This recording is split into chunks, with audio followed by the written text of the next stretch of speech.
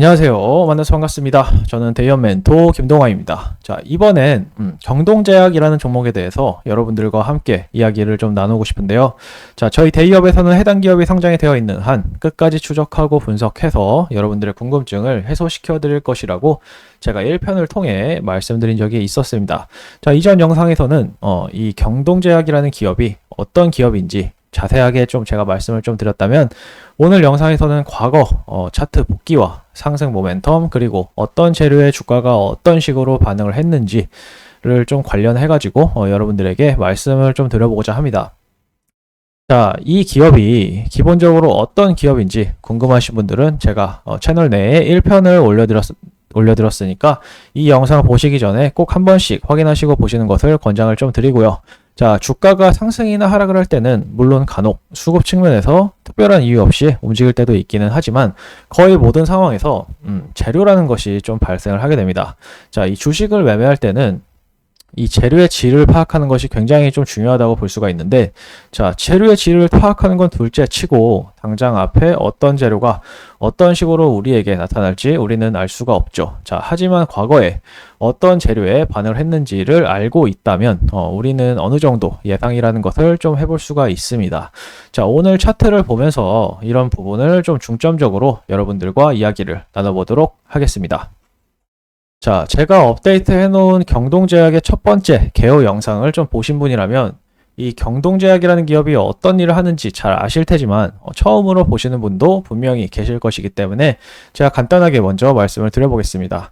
자, 경동제약은 의약품이랑 건강식품을 제조하고 판매해서 매출을 올리는데, 자, 여성 진통제인 그나렌이라는 브랜드랑 네이처위드라는 건강식품, 건강보조식품 브랜드를 좀 가지고 있습니다.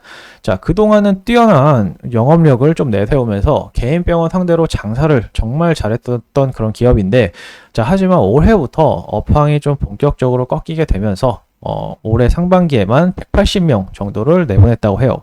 자, 그만큼 지금 업황이 좀 좋지 못하다고 볼 수가 있는데, 자, 이렇게 주가를 좀 보더라도 대충 짐작이 가능하죠. 자, 우선 일단 올해 초에 식약처의 품목갱신제가 좀 반영이 되면서 국내 제약업체들의 의약품 240개가 무더기 허가가 소멸이 되었습니다. 자, 경동제약의 제품 7개가 취소가 됐는데, 자, 매출이 저조하거나 시장성이 없는 제품들이었어요. 자, 그래서 딱히 타격을 받지 않았다. 자, 근데 3월에 결정적으로 SBV 파산 사태가 좀 본격적으로 좀 불거지게 되죠. 자, 이 SVB 파산 사태가 시장을 좀 지배를 하면서 3월에 이렇게 좀 급격한 하락이 나왔는데, 자, 이때 연준 위원들이 나와서 시스템 리스크로 번질 가능성은 적다. 그리고 이제 유럽의 주요 은행들이 빠르게 좀 진압에 나서면서 하락을 멈추고 잠시 반등이 나오기도 했지만, 여전히 업황에 대한 우려가 바이오 종목 전반에 좀 들이오면서 7월까지도 계속해서 이렇게 주가가 좀 흘러내렸던 그런 시기였습니다.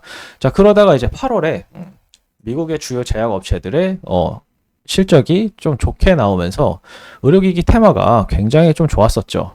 자, 이와 동시에 국내 제약바이오 종목들도 분위기를 탔었는데, 자, 그럴만도 한 게, 자, 진짜 너무나도 심각한 저평가 구간이라고 좀 볼 수도 있었어요.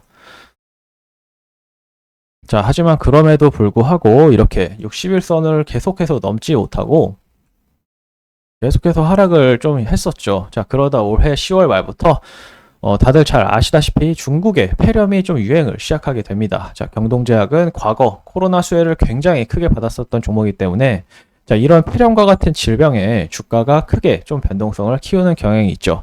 자, 이런 식으로 계속 올라가다가 고점을 여기서 형성을 하고, 바로 이제 세무조사 결과가 좀 나오게 됩니다. 자, 결정적으로 155억 원 규모의 벌금이 부과가 됐다는 소식인데, 자, 결정적으로 이게 올해 실적에 반영이 되면서, 자, 올해 영업이익 마이너스를 기록하고 있는 사실입니다.